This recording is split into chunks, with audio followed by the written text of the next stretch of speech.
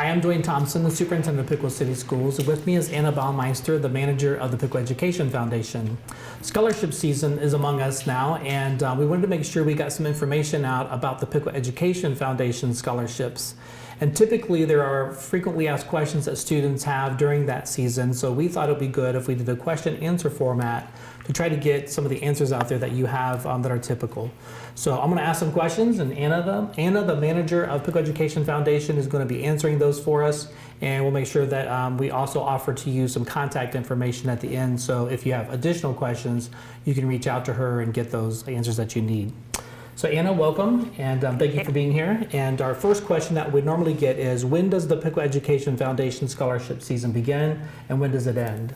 It's currently happening. It started October 15th, and it will run through February 15th. Okay. If I don't make that deadline by the February 15th deadline, will my application still be considered for a scholarship? Nope, no. Any incomplete or late applications will not be considered for a scholarship. Okay. So please get those in on time. Okay. How do I access the Piqua Education Foundation for the online application? If you log on to Piqua City Schools website, at the very end of the main page is a tab for the Piqua Education Foundation. If you click on that, in the center of the screen, the online application link is on there. Okay. Sometimes students ask, all I have to do is complete the application online. Do I have to submit it online, and will I be awarded a Piqua Education Foundation scholarship? Okay, you will need to submit the application, but there's also a requirement for an official transcript and a copy of the SAR, which is the Student Aid Report, that this year is optional.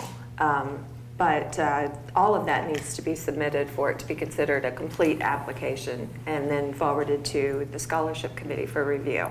Would they be notified if the application is incomplete? Yes. Okay. Yes, I will do that. I review the applications and then forward them. Okay. Sometimes students ask, what's the difference between an official and an unofficial scholarship, or not scholarship, transcript? What's the difference between official and unofficial transcript? Okay. An unofficial transcript is, you could stop by the financial aid office and just get a snapshot or a printout screen. But for it to be an official transcript, it has to be requested through the financial aid department and then forwarded to the student or PEF directly from the financial aid department. Okay. If a student receives an official transcript, are they supposed to open the envelope, or should they just have it mailed to Piqua Education Foundation instead? I get this question so many times. It's fine for the student to open the transcript, the official transcript, and scan it and then upload it to their application. Actually, that's the best way to do it, because if it's mailed to PEF, if it's lost in the Postal Service, then that's not the way we want it to happen. So yes, absolutely. Students, when you get those transcripts, open them, scan it, and then send or upload a copy to your application. Okay. Does a student have to reapply for a Piqua Education Foundation scholarship each year after they graduate from Piqua High School? Yes, up to 3 years after your graduation. Okay. Mm-hmm. Can the parents do that for them? What if the student's busy, or they're in college, or they're out of town? Can the parents do that for them? If they're a minor, if they're considered a minor, which is 17, am I correct on that? 17 or younger, then the parent can do the application and actually can work with PEF to get the necessary documentation. But if they're not a minor, then it's the student and PEF that needs to take care of the application. Okay. Even if I'm away at college and I'm out of town, it's still the student's responsibility. Okay. Mm-hmm. If they're not a minor. Okay. Is the student required to complete and submit the FAFSA before they apply for the Piqua Education Foundation scholarship? This year it's optional, but it's actually in the student's best interest if they do a FAFSA and then upload a SAR. Okay. And Okay. you mentioned a little bit earlier, but can you review what a SAR is? Yeah, it's the student aid report that's generated from the FAFSA.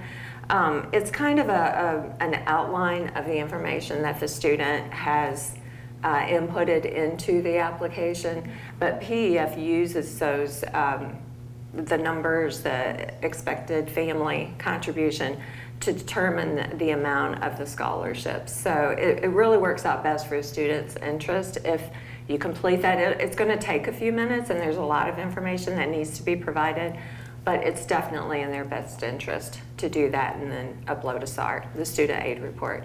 And the copy of the SAR comes from the FAFSA. Okay. So the Piqua Education Foundation is a foundation like no other. They give away significant amounts of money for scholarships. We're very, very fortunate to have that in our district and our community. Those are the most frequently asked questions that we normally get. We hope this was helpful, but just one last thing, if they don't have a question answered yet, how do they reach you? How do they get in touch with you to get some more questions that they might have answered? You can email pef@piqua.org, or you can give me a call. I'm in the office. My telephone number is 916-3140, and I'm happy to help. So please get in touch and with your questions, comments. If you need assistance, just let me know. Oh, good. Again, this is Anna Baumeister, the manager of Piqua Education Foundation. I'm Dwayne Thompson, superintendent. Good luck this year when you fill out your scholarships. Thank you. Thank you.